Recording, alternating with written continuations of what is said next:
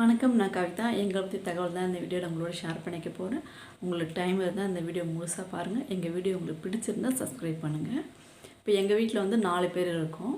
அதுக்கு இல்லாமல் அவங்க அப்பா அம்மா 2 பேர் அவங்க தனியாக தான் இருக்கிறாங்க. இருந்தாலும் அவங்க வந்து சாப்பாட்டுக்கு வந்து நாங்கள் தான் காசு கொடுத்துட்ருக்கோம். இப்போ இவங்க எல்லாத்துக்குமே எங்கள் வீட்டுக்கு ஒருத்தர் தான் வேலைக்கு போவார். அவரோட ஒரு சேலரி மட்டும்தான், அதை வச்சு தான் நாங்கள் எல்லாமே நாங்கள் மெயின்டைன் பண்ணணும். ஃபஸ்ட்டு சேலரி வந்தால் வந்து வீட்டுக்கு வாடகை கொடுக்கணும். அப்புறம் எங்களுக்கு சாப்பாட்டு செலவு இருக்குது. அதுக்கப்புறம் அவங்க அப்பா அம்மாவுக்கு காசு கொடுக்கணும். அதுக்கப்புறம் ஸ்கூல் ஃபீஸுக்கு கொஞ்சம் காசு எடுத்து வைக்கணும். இதுதான் ரொம்ப முக்கியமாக எடுத்து வைப்போம். இதெல்லாம் முடிச்சுட்டு மீதி இருக்கிறது தான் நாங்கள் மற்ற செலவுலாம் நாங்கள் பார்ப்போம். இதில் வந்து முதல்ல எங்களுக்கு தேவையில்லாத விஷயம்லாம் நிறைய நாங்கள் பண்ண மாட்டோம். சினிமாவுக்கு போக மாட்டோம். அதுக்கப்புறம் ஹோட்டலுக்கு போக மாட்டோம். தேவையில்லாத பொருள்லாம் ஆர்டர் போடுறோம் இல்லையா, அந்த மாதிரிலாம் நாங்கள் எதுவுமே ஆர்டர் பண்ண மாட்டோம். எந்த ஆன்லைன்லேயும் நான் ஆர்டர் பண்ணி பொருள் எதுவும் வாங்க மாட்டோம். அடிக்கடி மாலுக்கு போவாங்களே, அந்த மாதிரி மாலுக்கு போக மாட்டோம். இந்த மாதிரி தேவையில்லாத செலவுலாம் நாங்கள் போக மாட்டோம்.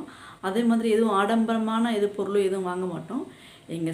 எங்களோட இன்கமுக்குள்ளே என்ன வாங்க முடியுமோ அதுதான் வாங்குவோம். அதுக்கு மேலே நாங்கள் வாங்க மாட்டோம். எங்கேயும் மாலுக்கு எங்கேயும் போக மாட்டோம். பியூட்டி பார்லர் போக மாட்டேன்.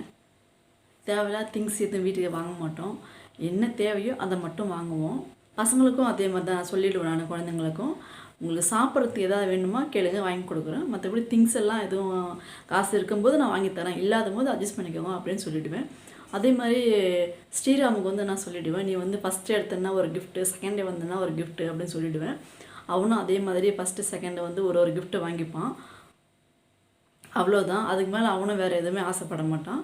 சாப்பிட்றதுக்கு வேணால் எவ்வளோ நாள் நான் செலவு பண்ணுறேன், டாய்ஸ் எல்லாம் வேண்டாம் அப்படின்னு சொல்லிவிடுவேன். அதே மாதிரி அவனும் புரிஞ்சுப்பான். ஓகேம்மான்னு சொல்லிவிட்டு அவனும் டாய்ஸ் எல்லாம் அதிகமாக கேட்க மாட்டான். எப்போவா நாங்களாம் வாங்கி கொடுத்தா தான் அவனுக்கு டாய்ஸு. அவருடைய ஒருத்தரோட இன்கம் தான் வச்சு நாங்கள் இத்தனையும் நான் பார்க்கணும். அது வந்து முடிஞ்ச வரைக்கும் கடன் வாங்காமல் இருக்கிறதே பெரிய விஷயம். அதனால் வாங்க மாட்டோம். அது இன்கமுக்குள்ளே என்ன எங்களால் எதாவது பண்ண முடியுமோ அதை மட்டும் பண்ணிவிடுவோம். முக்கியமாக என்னென்ன பண்ணணுமோ அதை பண்ணிவிடுவோம். அப்புறம் தேவையில்லாதெல்லாம் கொஞ்சம் நாங்கள் விட்டுடுவோம். சரி, நெக்ஸ்ட் வந்து பார்த்துக்கலாம் அப்படின்னு சொல்லிட்டு விட்டுடுவோம். இதில் மெயினான விஷயம் என்னென்னா, முதல்ல சாப்பாட்டுக்கு காசு எடுத்து வச்சுடுவோம். அதுக்கப்புறம் ஸ்கூல் ஃபீஸு, அதுக்கப்புறம் இதெல்லாம் செஞ்சுட்டு மீதி இருந்தால் தான் மற்ற செலவுகளாக நாங்கள் பார்ப்போம். இதுதான் எங்கள் குடும்ப பட்ஜெட்டு. இப்படி வச்சு தான் நாங்கள் பட்ஜெட் போட்டுருக்கோம் மாதம் மாதம். நாங்களும் எதுவும் ரொம்ப காஸ்ட்லியான பொருள்லாம் எதுவும் வாங்க மாட்டோம். எதுவும் ரொம்ப ஆடம்பரமான பொருள் வாங்க மாட்டோம். எதுவும் ஆர்டர் பண்ண மாட்டோம். எங்களோட இன்கமுக்குள்ளே என்ன முடியுமோ அதை தான் வாங்குவோம். அதுக்கு தாண்டி நாங்கள் எதுவும் ஆசைப்பட மாட்டோம்.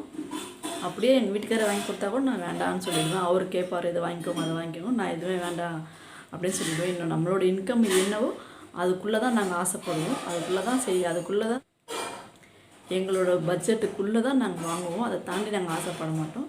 எங்கள் குழந்தைங்களுக்கு நான் தான் சொல்லி வச்சுருக்கேன். அதுக்கப்புறம் முடிஞ்ச வரைக்கும் இதில் வந்து ஹாஸ்பிட்டல் செலவு அந்தளவுக்கு வராது. அப்படி வந்தாலும் நாங்கள் வந்து கவர்மெண்ட்டுக்கு தான் போவோம். கவர்மெண்ட் ஹாஸ்பிட்டலே பார்த்துப்போம். ப்ரைவேட் ஹாஸ்பிட்டலில் நாங்கள் போக மாட்டோம். அப்படி பார்த்தோம்னா அதுக்கு ஒரு 2000 3000 மாதம் செலவாகும். அதனால் நாங்கள் ப்ரைவேட் ஹாஸ்பிட்டல் அந்தளவுக்கு போகிறது கிடையாது. எதுவாக இருந்தாலும் நாங்கள் கவர்மெண்ட் ஹாஸ்பிட்டலில் தான் நாங்கள் போவோம். இதுதான் எங்களோட குடும்ப பட்ஜெட்டு.